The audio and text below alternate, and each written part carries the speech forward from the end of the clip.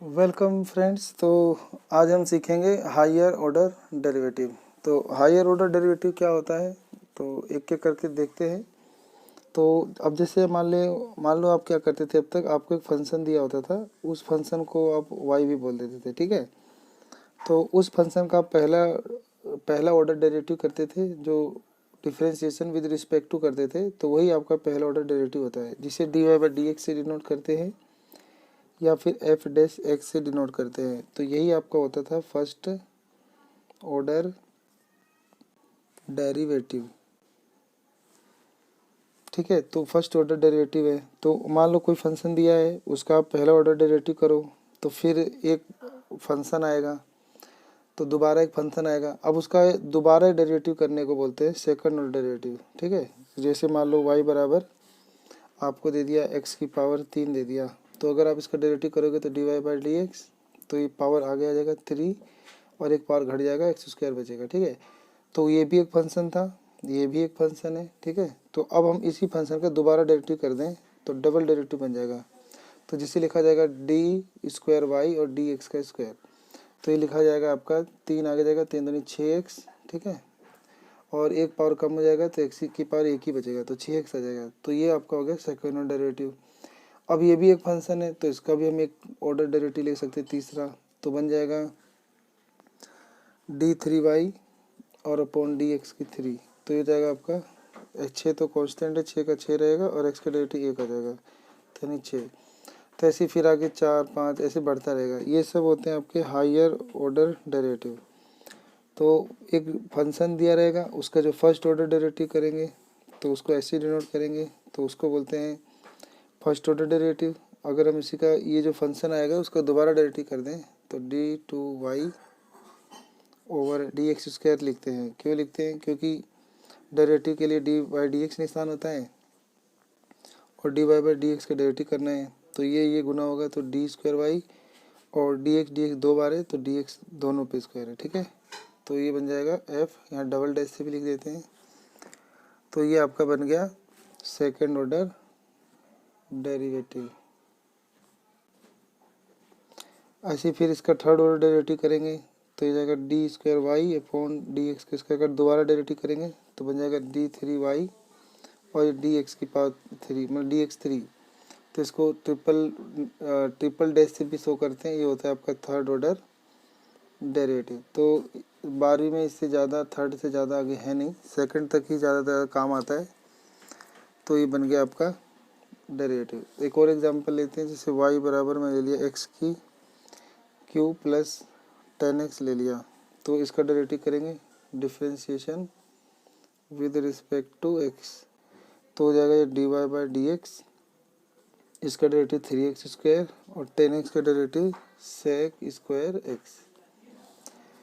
फिर दोबारा कर देंगे again differentiation with respect to x, तो हो जाएगा डी, ये हो जाएगा डबल डेरिवेटिव, क्योंकि सिंगल डेरिवेटिव से अब डबल आ जाएगा, और ये जाएगा 6x और यहाँ जाएगा पावर का डेरिवेटिव तो 2 आगे, तो 2 सेक एक्स और फिर सेक एक्स का चेन रूल से डेरिवेटिव लेंगे तो सेक एक्स 10x और ये मल्टीप्लाई जाएगा तो सेक एक्स स्क्वायर चल जाएगा, तो 2 सेक स्क्वायर एक्स 10x। तो ये आपका जाएगा सेकेंड ऑर्डर डेरिवेटिव, ठीक है। अब हम बात करेंगे कि नोटेशन, यानी हम इसे कैसे, जो फर्स्ट ऑर्डर डेरिवेटिव है, सेकंड ऑर्डर डेरिवेटिव है या थर्ड ऑर्डर डेरिवेटिव से कैसे शो करते हैं। तो फर्स्ट ऑर्डर डेरिवेटिव को d y by d x से शो करते हैं, इसको हम एफ डैश एक्स से भी शो करते हैं, कई बार इसको डी बाई डी एक्स लिख के और एफ एक्स लिख देते हैं, ऐसे भी शो करते हैं। कई बार वाई डैश लिख देते हैं, वाई के नीचे 1 लिख देते हैं, ये फर्स्ट ऑर्डर डेरिवेटिव होता है। और कभी कभी बड़ा डी और छोटा वाई लिख देते हैं, ठीक है। ये फर्स्ट ऑर्डर डेरिवेटिव ही होता है। सेकंड ऑर्डर डेरिवेटिव में डी स्क्वायर वाई और डी एक्स स्क्वायर लिखते हैं, इसको हम ऐसे भी शो कर देते हैं एफ डबल डैश एक्स, इसकी तरह शो करना हो तो डी बाई डी एक्स लिखे और लिख देते हैं दूसरा फंक्शन का डबल डेरिवेटिव, ठीक है। फर्स्ट ऑर्डर, हाँ फर्स्ट डेरिवेटिव लिख देते हैं, ऐसे भी लिख देते हैं, डबल डैश लिख देते हैं, y2 लिख देते हैं, या फिर डी स्क्वायर वाई ऐसे लिख देते हैं, ठीक है। तो इन सब का मीनिंग सेम होता है, तो ये आप याद कर लो, ठीक है। तो ये मीनिंग, ये फर्स्ट ऑर्डर, ये सेकंड ऑर्डर, ये first order second order, first order second order, first second, ठीक है। तो ये सब आपका नोटेशन था। अब हम देखेंगे कि geometric meaning of differentiation of highest order derivative. तो जो हाईएस्ट ऑर्डर डेरिवेटिव होता है इसका इस्तेमाल कहाँ होता है, ठीक है। तो मान लेते हैं ग्राफ है, ये टाइम है, और ये मान लेते हैं किसी वस्तु की पोजीशन है, ठीक है। तो इसमें ऐसे कर्व ऊपर जाता है, जैसे यानी टाइम बढ़ता है तो पोजीशन चेंज होता है। तो ये आपका होता है डेल्टा टी, यानी चेंज इन टाइम, और ये होता है change in position, delta S भी लिख सकते हैं। तो चेंज इन डिस्टेंस और चेंज इन टाइम यानी डी एस अपॉन में डी टी, तो ये आपको क्या देता है, ये देता है आपको वेलोसिटी देता है, ठीक है। इसे हम D P by D T से शो कर सकते हैं। तो ये था आपका फर्स्ट ऑर्डर डेरिवेटिव।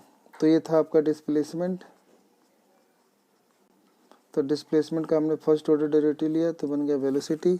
और अगर हम इसका सेकेंड ऑर्डर डेरिवेटिव टेस्ट लें तो बन जाएगा डी बाई डी एक्स और डी एस बाय या d p by d t. तो ये दे देगा आपको एसिलरेशन, ठीक है। ये आपको एसिलरेशन दे देगा, ठीक है। इसे बोलते हैं त्वरण। तो एसिलरेशन देता है सेकंड ऑर्डर डेरिवेटिव। अगर हम थर्ड ऑर्डर डेरिवेटिव करें तो थर्ड ऑर्डर डेरिवेटिव में आपका d three o p upon में डी टी थ्री ऐसे लिख देंगे। तो ये आपका बन जाएगा जर्क, ठीक है। जर्क मतलब होता है झटका। तो जैसे बस में बैठे हो और अचानक से बस चलने लगे तो झटका लगता है। तो हमने देखा कि फर्स्ट ऑर्डर डेरिवेटिव में हम फर्स्ट ऑर्डर डेरिवेटिव जैसे डिस्प्लेसमेंट था उसका हमने सेकंड ऑर्डर डेरिवेटिव लिया, तो मतलब एक डिस्प्लेसमेंट था उसका फर्स्ट ऑर्डर डेरिवेटिव से वेलोसिटी आया, फिर सेकंड ऑर्डर डेरिवेटिव से एसिलेशन आया और थर्ड ऑर्डर डेरिवेटिव से जर्क आया। तो ये सब जो है इनके एप्लीकेशन है जो कि हाईएस्ट ऑर्डर डेरिवेटिव के प्रयोग हैं। इसको एक और चीज़ इस्तेमाल होता है, इसका मैक्सिमा और मिनिमा निकालने में इस्तेमाल होता है, जिसे हम कॉन्वेक्सिटी बोल देते हैं या कनकेविटी भी बोल देते हैं। इसमें मान लेते हैं ग्राफ है, एक ग्राफ है मान लो ऐसे, और एक ग्राफ है मान लो ऐसे, और एक ग्राफ है ऐसे। यहाँ पे हम ले लेते हैं एक पॉइंट, एक यहाँ पे पॉइंट, एक यहाँ पे। तो यहाँ पर इस पॉइंट पर इसका स्लोप होगा एक्स एक्सिस के पैरेलल, और इस पॉइंट पर एक्स एक्सिस के पैरेलल, और इस पॉइंट पे एक्स एक्सिस के पैरेलल, ठीक है। तो इसका जो इस पॉइंट पर इस कर्व का जो डेरिवेटिव होगा यानी d y by d x वो होगा आपका जीरो, यानी इसका जो स्लोप होगा वो slope s l o p slope zero हो गया। स्लोप जीरो का मतलब हो गया कि ये पैरेलल हो गया, पैरेलल टू एक्स एक्सिस, ये एक्स एक्सिस के पैरेलल हो गया।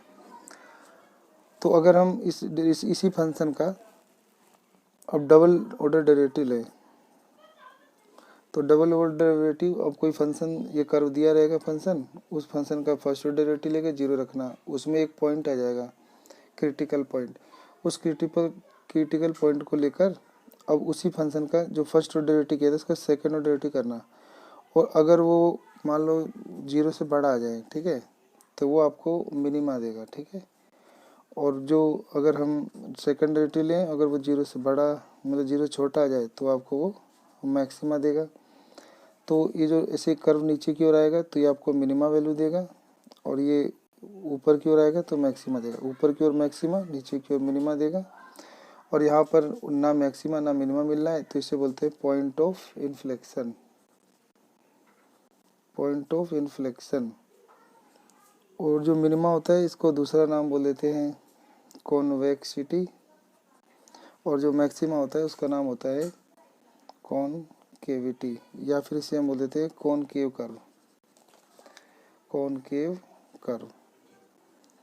तो यहाँ पे हमने देखा कि फर्स्ट ऑर्डर डेरिवेटिव से हम क्रिटिकल पॉइंट निकालते हैं जीरो रखकर, और उसको फिर सेकंड ऑर्डर डेरिवेटिव में पुट करके मैक्सिमम मिनिमा निकालते हैं, जो कि अभी 6th लेसन में मैक्सिमम मिनिमा में काम आएगा। ठीक है, तो हमने देखा हाईएस्ट ऑर्डर डेरिवेटिव का इस्तेमाल कहाँ होता है।